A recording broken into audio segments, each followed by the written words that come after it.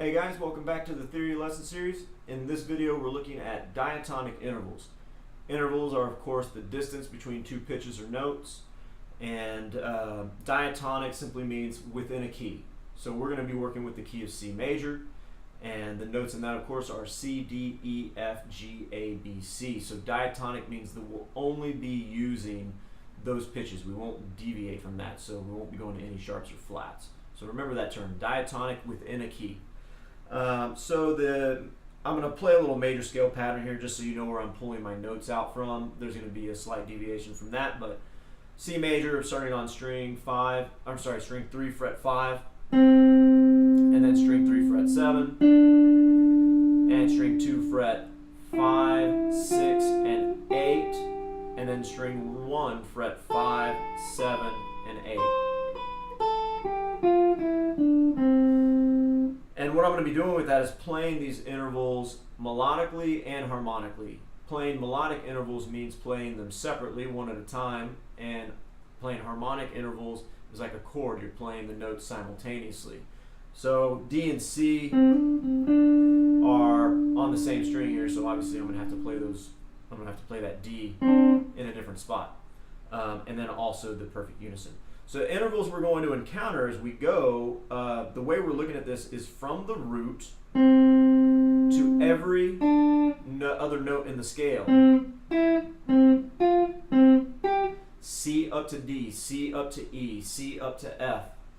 The reason you do that is because the major scale is the foundation of for everything essentially, where you can learn how things work in the major scale, and then it makes understanding it in terms of the minor scale or different modes or inside of chords, whatever it is that you happen to be looking at, easy to understand. So an example of that would be, we'll go over this in more detail in a second, but C to E is a major third. And I know that because it exists in the C major scale. It's the first note and the third note. The first and third note of any major scale is going to create a major third interval. So I can work off of that to create a minor third interval if I need, by just lowering the E to an E flat. So it helps me to understand all of the chromatic intervals that we're going to go over later on. Right? So understanding the intervals within the major scale is super important. But beyond that, the thing that it trains is certainly your ear. It's good for ear training.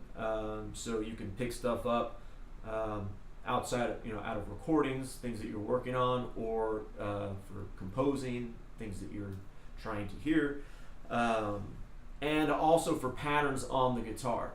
We're going to talk about that in other videos in more detail. We'll be looking at thirds and sixths specifically because that's how chords are created. So you tend to run into those more often than the others, but it doesn't make them any more important necessarily. You could still go and study fourths and fifths, but thirds and sixths get used a lot on the guitar. So we're going to play these each. I'll do it melodically and harmonically together. Sorry if my guitar is a little out of tune. The G and B strings being a little fussy. So we're starting with a perfect unison is what this is called. It's C to C. It's the same, in the same register, C to C. That's the little out of tune. And that should not be dissonant at all. And then we go up to C to D. Sorry, we play that separately and together, so that's melodic. And then that's harmonic, playing them together. And then C up to D is a major second. And we expect that to be a dissonant interval. We'll classify these here once we go through. And then C to E is a major third. And I like to think of that as a sweet interval, meaning it has a lot of personality, it has a lot of character, and it should, because that third note is super important, or just that interval is super important. Major thirds, minor thirds, they dictate the sound of major and minor chords, and are the foundation of pretty much all chords. So, sweet, you can find your own way to define that, and I highly recommend that. Whether you use colors or emotions or whatever words you want to pick out. And then we have C to F. That's a perfect fourth. So that's from the first note of the scale to the fourth note of the scale. Then we have C to G. So from the first note of the scale to the fifth note of the scale, perfect fifth. And both of those very consonant. Then we have C to A. And I would also classify that as having a lot of character, like the third. And we'll find out later on why that makes sense. But C to A definitely has a different quality from some of these other more safe or consonant sounds, or the major second, which was super dissonant. And then we have the major seventh, C to B, which we expect to be dissonant, and then the perfect octave,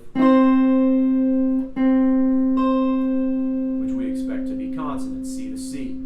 So let me go over that one more time. C to the same register C is a perfect unison. C to D, or the first scale degree to the second scale degree of any major scale, major second. C to E, or first scale degree to the third, it's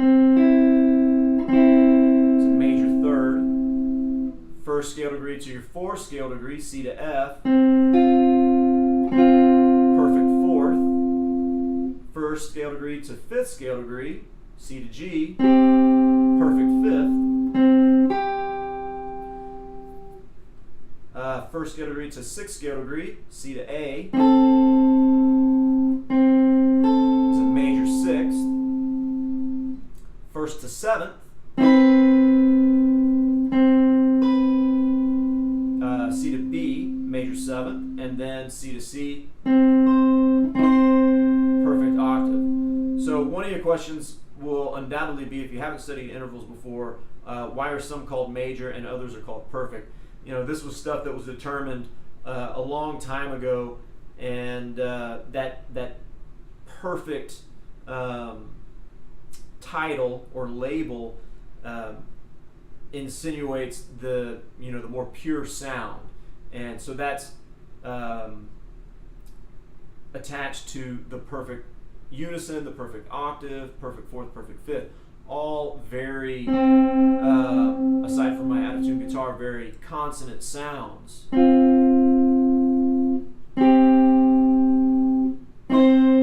Not a whole lot of clash with the two notes, right? It's just kind of a steady line. Now, if we think about major seventh, you can hear a lot of clash in between those two notes, or a major second.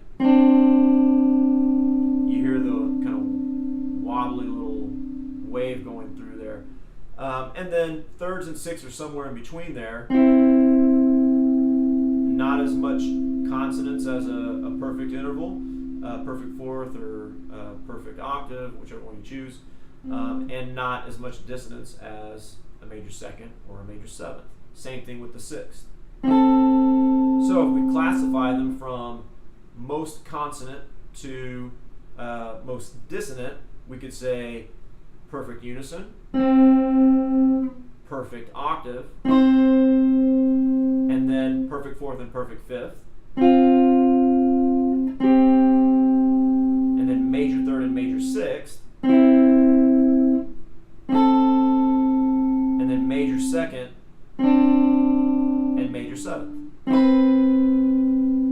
And it's good to classify it like that, or at least have some label in your mind, however you relate to it, so you have a way to identify it when you hear it as you're playing it, or you're transcribing a solo. There's many scenarios where that'll work for you.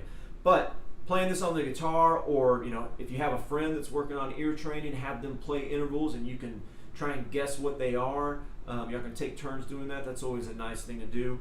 Another thing is there's some great websites out there that offer this stuff for free, and you can do a little bit of ear training for the first 5 or 10 minutes of your practice session, and it will will enhance your playing and your understanding, and then just the strength, the ability of your ear to interpret things, essentially. So we will do more with this, and we'll get into more detail with it and talk about how you can actually use it on the instrument. But take this as an opportunity to learn what ear training is about. If you've never really tried it, it is a good tool to work with. So have fun with that, guys. Let me know if you have any questions, and we'll see you in the next video. Thanks.